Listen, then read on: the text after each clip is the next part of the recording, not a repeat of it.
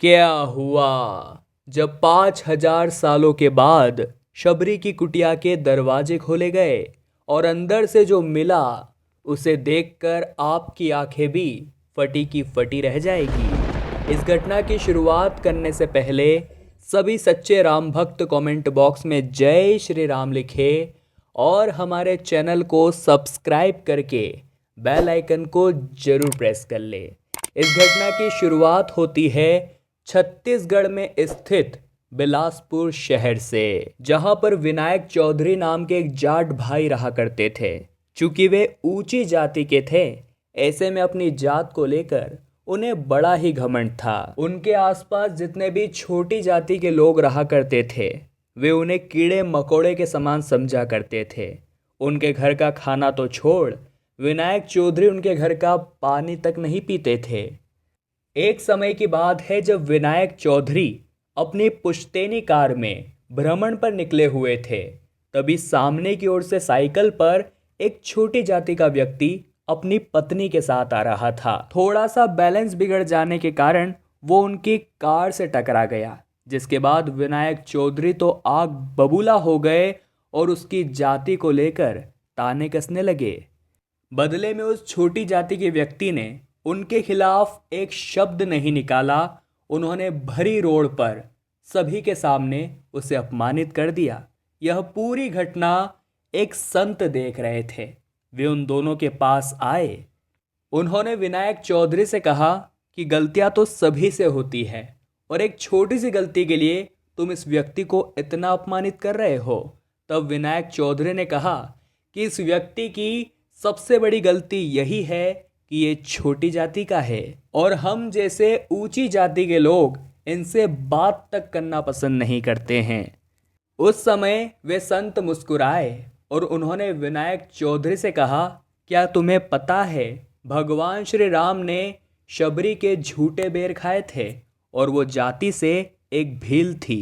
जब परमात्मा जाति भेदभाव नहीं रखते हैं तो तुम किस खेत की मूली हो। उन्होंने विनायक चौधरी को बिलासपुर से 64 किलोमीटर दूर शिवरी नारायण आश्रम में जाने की सलाह दी, क्योंकि यहीं पर माता शबरी का आश्रम हुआ करता था और वहीं पर आज भी उनकी कुटिया विद्यमान है। उन्होंने कहा, इसी स्थान पर जाकर तुम्हारी आंखों पर से जातिवाद का पर्दा उठेगा। उन संत की आज्ञा का पालन करते हुए विनायक चौधरी बिलासपुर से 64 किलोमीटर दूर शिवरी नारायण पहुंचा। महानदी जोंक और शिवनाद नदी के तट पर स्थित यह स्थल प्रकृति के खूबसूरत नज़ारों से भरा हुआ है, जहां पर माता शबरी की कुटिया पिछले 5,000 सालों से विद्यमान है। जब विनायक चौधरी यहां पर पहुंचे तो चारों ओर का अनूठा भाईचारा देखकर वे हैरान हो गए। वहां पर उन्होंने देखा कि ऊंची जाति के व्यक्ति छोटी जाति के हाथों पानी पी रहे थे, उनके घर खाना भी खा रहे थे, मानो उस क्षेत्र में जाति नाम की कोई चीज ही नहीं थी।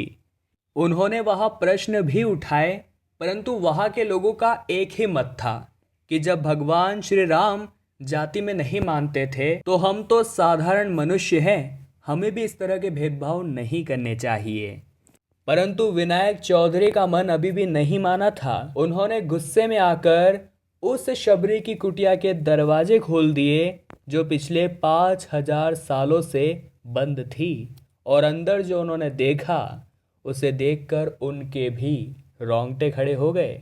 दरअसल अंदर कुछ पंक्तियां लिखी हुई थी। उसमें लिखा हुआ था, ऊंच नीच का भेद न माने वही श्रेष्ठ ज्ञानी है, दया धर्म जिसमें हो वही सबसे पूज्य प्राणी है।